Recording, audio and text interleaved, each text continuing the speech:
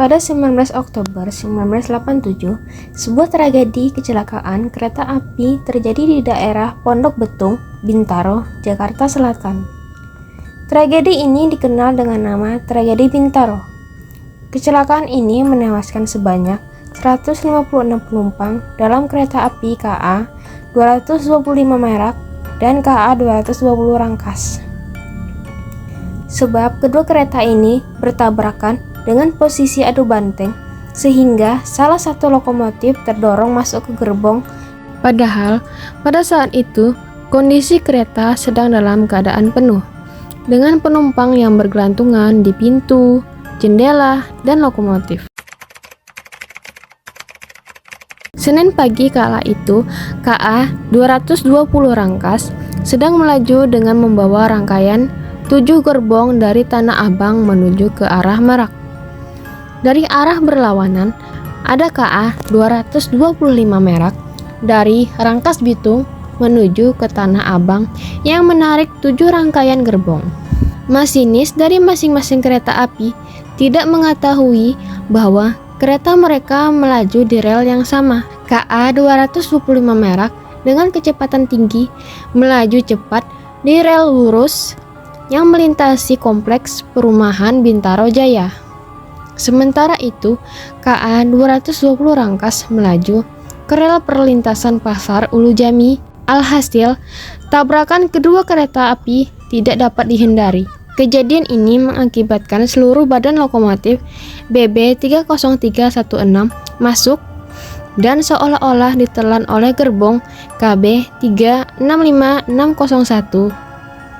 Saat kejadian berlangsung, gerbong sepanjang 21 meter tersebut dijejali ratusan penumpang.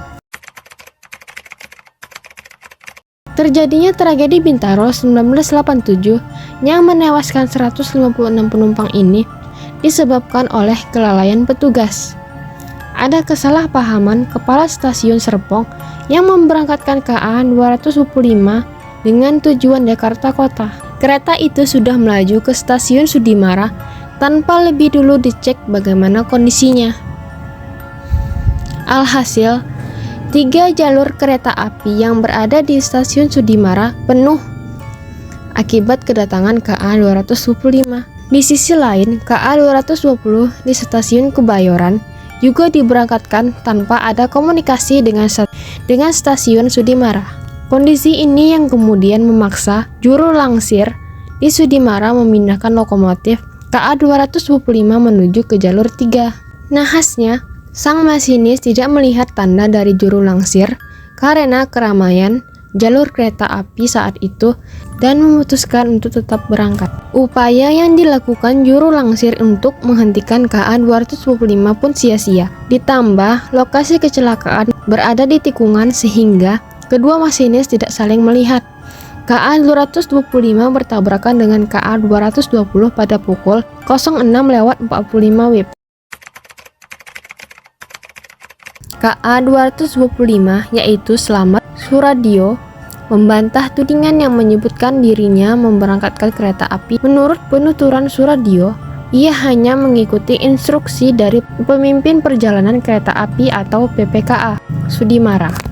Sebaliknya, PPKA Sudimara dianggap bersalah karena memberikan persetujuan persilangan kereta api dari Sudimara ke Kebayoran tanpa persetujuan dari PPKA Kebayoran tanpa perintah. Masinis KA 225 yang selamat pun disalahkan karena begitu menerima bentuk tempat persilangan, ia langsung berangkat tanpa menunggu perintah PPKA dan kondektur. Slamet Suradyo adalah satu dari beberapa orang yang dianggap bertanggung jawab dalam insiden naas tragedi Bintaro yang terjadi 19 Oktober 1987. Slamet yang merupakan masinis KA 225 jurusan Rangkas Bitung, Tanah Abang tersebut ditetapkan bersalah oleh pengadilan karena dianggap lalai hingga menyebabkan jatuhnya korban jiwa dalam tragedi tersebut. Pria kelahiran 1939 itu dinyatakan bersalah dan dihukum 5 tahun penjara. Slamet menjalani hukumannya di Lapas Cipinang dan bebas pada tahun 1993. Namun kehidupan tidak lagi mudah bagi Slamet. Setelah ia keluar dari penjara, ia sempat hanya apel di kantornya karena sudah dibebas tugaskan. Namun tahun 1994 ia dipecat dari jabatannya sebagai masinis. Bahkan nomor induk pegawai perkeretaapiannya dicabut pada tahun 1996 oleh Departemen Perhubungan Indonesia. Ia pun tidak lagi mendapat uang pensiun. Setelah dipecat, ia memutuskan untuk kembali ke kampung halamannya di Kabupaten Purworejo, Jawa Tengah. Saat itu Senin pagi, masyarakat yang menumpang keretanya sangatlah banyak. Ribuan penumpang yang sudah memenuhi kapasitas kereta, banyak yang memilih bergelantungan di lokomotif kereta, bahkan hingga atap. Berbeda dengan tudingan dari pengadilan dan laporan akhir PJKA bahwa Slamet memberangkatkan sendiri keretanya tanpa izin.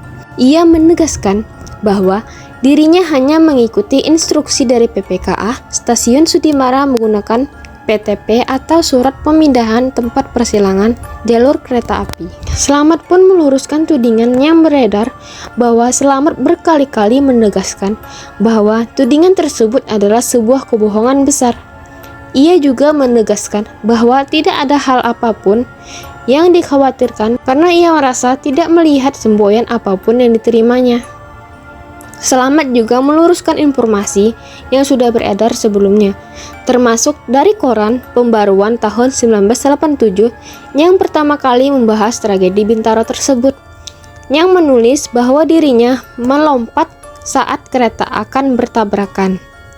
Saat terjadi tabrakan, Slamet tergencet oleh badan lokomotif. Ia diantar oleh seorang wanita dengan mobilnya ke rumah sakit.